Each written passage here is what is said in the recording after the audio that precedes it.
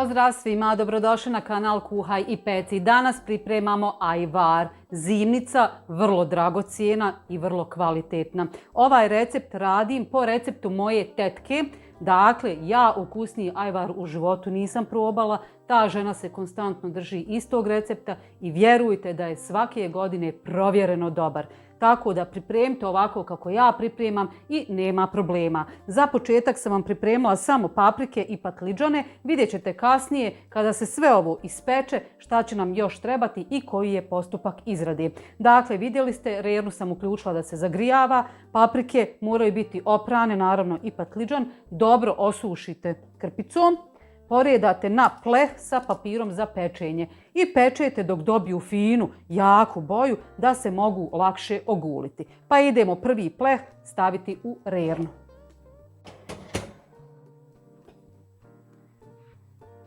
Evo je prva tura. Dakle, paprike pečene ubacujemo u ovu zdjelu. Ja sam je posušila. Pazite da se ne opržite ove koje nemaju patljicu, malo ih je teže uhvatiti. I to ćemo pokriti jednom čistom kesom da se potpari, da ih se može lakše oguliti. U ovoj sljedećoj turi ću vam pokazati. Ide i patliđan, dakle patliđan smo oprali i njega ćemo isto tako poredati na papir. Evo odmah u ovoj sada turi sljedećoj. To sve fino popečemo i najgori dio posla je gotov. Trebamo mijenjati papir, ne trebamo. Dakle, ovo ćemo ovako tu i naravno dodamo ovdje paprika da nam ne bi gorlo bez veze, a svakako ih moramo ispeći.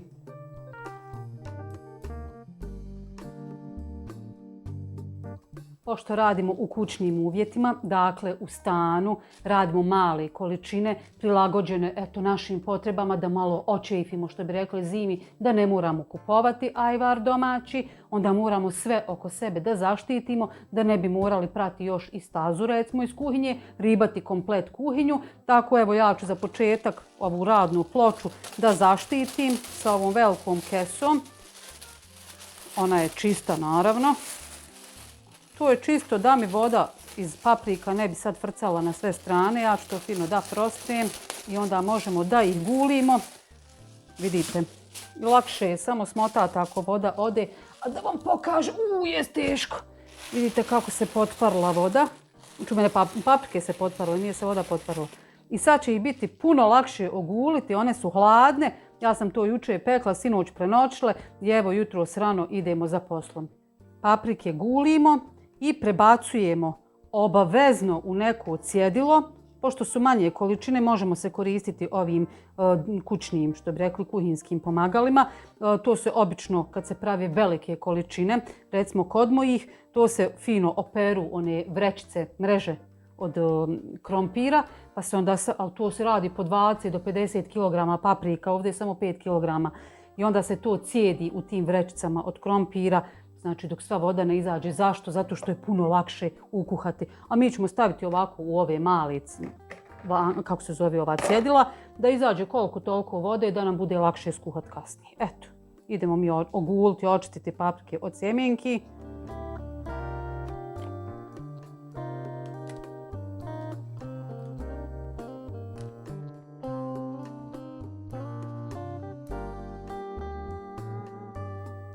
Šta sam ja povrća ispekla i ogulila. Jeste vidjeli kolika je hrpa bila na početku? Vidite šta smo još ja onako entuzijastično pripremila i onu zelenu, da ima mjesta da stavim paprike i dobijem ovo. Haj, nema veze za uharje. Idemo mi, dakle, samljeti sad ovo sve. Ja ću koristiti sjeckalcu, to ide u sekundi jako brzo. Ovo je najlakši dio čitavog posla. Najteže je u stvari oguliti ove paprike. Truditi se da što manje sjemenke ostane. Ako i ostane, bože moj, hajde, neće niko nije umro od sjemenki. Idemo mi ovo fino samljeti. Vidite kako se samljelo fino, ma kao puter. A tek će da bude super kad se bude kuhalo. Ovo ću sve što bude mljela istresati ponovo u ovu duboku zdjelu plastičnu, oprana, fina, čista. I ovako ćemo sad do kraja. Vratimo ovaj hepek unutra. Baš sam vrijedna. Evo sve sam završila, vidite samljala sam paprike, baš je sitno i samljala sam patliđan. Dakle, idemo sada zagrijati jednu veću, dublju šerpu. Kod mene je najveća šerpa, ovaj ekspres lonac od 6 kg, od 6 litara, pa ću u njemu da kuham. Ovo treba duže da se kuha, dakle da uvre. Kad promiješate ovako varjačom, trebalo bi da vidite dole trag lonca unutra. Sad možete vi ostaviti rjeđe, nikakav problem nije. Dakle, palimo šporet i onda ide ono što sam rekla da je vrlo važno za ovaj ajvar. Dakle, ključna stavka ove zimnice. Dakle, u ajvar ne dodajemo hladno ulje. Prvo ide ulje u šerpu da se dobro zagrije. U vrelo ulje dodajemo polako smjesu.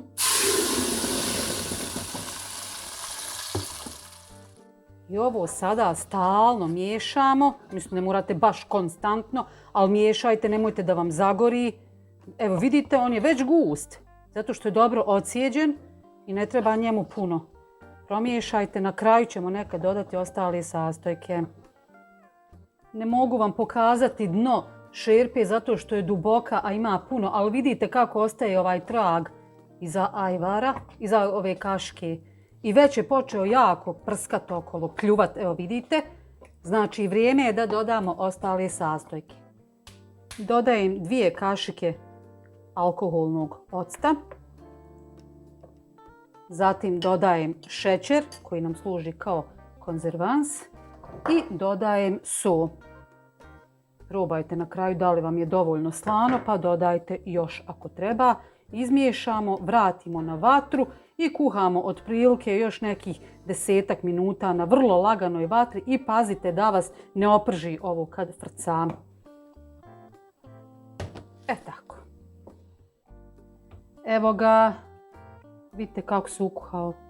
Neću da spadne skoro sve sa ove barjače. Gasimo šporet. Jesam se umorila. Kad vam kaže, ma hajde šta je ajvar? Ma znate šta, posle ovog posla? Evo bubreg, ajvar ne dam. Znači tegle sa poklopcima, oprane, čiste, znači moraju biti. Stavljamo da se zagriju na 100 stepeni, otprilike nekih 10 minuta. I onda ćemo vruće u vruće, zavrnemo fino i vratimo u toplu ovu rernu, isključimo i onda nek se hladi koliko hoće. Ono će se taman fino pasterizovati, ovo vam nešto pljuje opet. Pišti, da ja njega sklonim. I ono će se fino pasterizovati u rerni i onda ćete ga imati, ukoliko ga ne pojedete odmah za nekih 20 dana, možda tam negdje do nove godine, valjda. Treba će nam i ovaj hepek, znači on ima malo veći otvor, kako se zove ovo? Ne mogu da se sjetim, majkim sam se umorila. Nema veze, znate vi na što ja mislim. U svakom slučaju, evo, ajvar je gotov, tegle spremne i ostalo je samo još da napunimo, to je to. Evo ih, tegle spremne, a evo i ajvara. Tetka pravi najbolji ajvar na svijetu. Ali vjeruj mi, tetka, evo tebi jedna poruka da je moj bolji od tvog. Ne možeš mi ništa. Velika sam, ne može, velika se djeca ne smiju tući. Tako, nek se tetka ljuti. Šta ću kad je moj ajvar, super. Znači sada vruće u vruće. Vidite kako je gust.